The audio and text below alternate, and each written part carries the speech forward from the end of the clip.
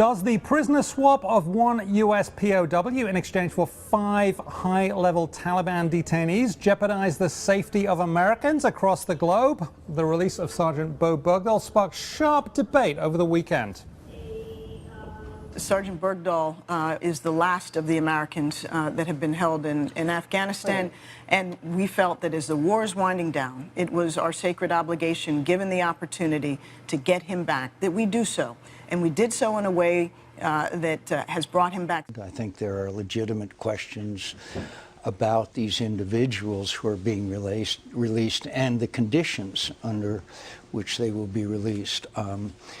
These are the hardest of the hardcore. These are the highest high-risk people. It is disturbing that these individuals would have the ability to re-enter the fight, and they are big, high-level people.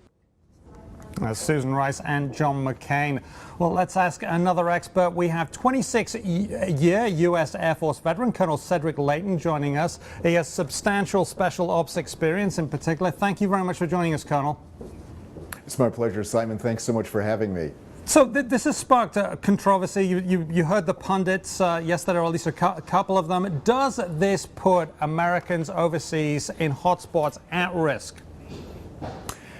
I don't think it does as much as one might think initially. This was a very well orchestrated prisoner exchange, as your correspondent in Kabul reported, and it really involved the use of diplomatic intermediaries, a long negotiating process, and it is not exactly the kind of exchange that would happen in a hostage situation or in anything like that. This was definitely a prisoner of war exchange, and so what that means is the most risk that we would have for our soldiers, sailors, airmen, and Marines that would be in harm's way would be the next time there is a conflict. At this particular juncture, we are looking at withdrawing from Afghanistan, or at least winding everything down in Afghanistan. Our involvement in other parts of the Middle East is at best at caretaker status, and because of that, the risk is relatively low at the moment, because I think it is in the best interest of the Taliban not to upset their relationship, their nascent relationship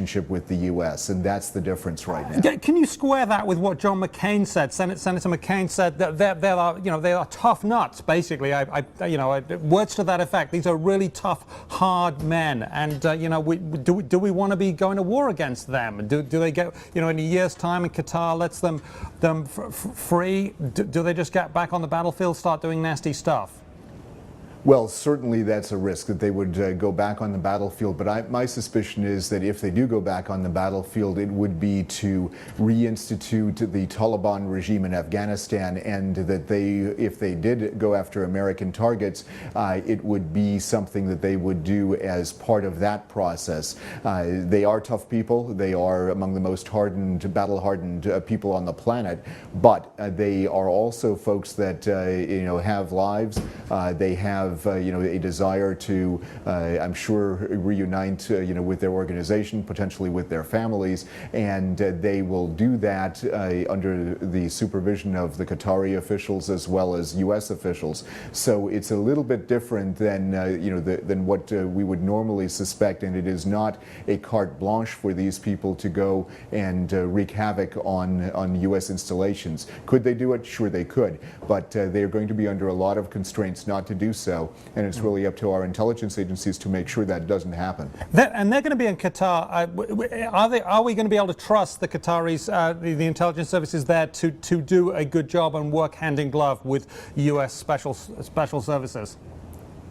Well, I tell you, I've worked with the Qataris myself.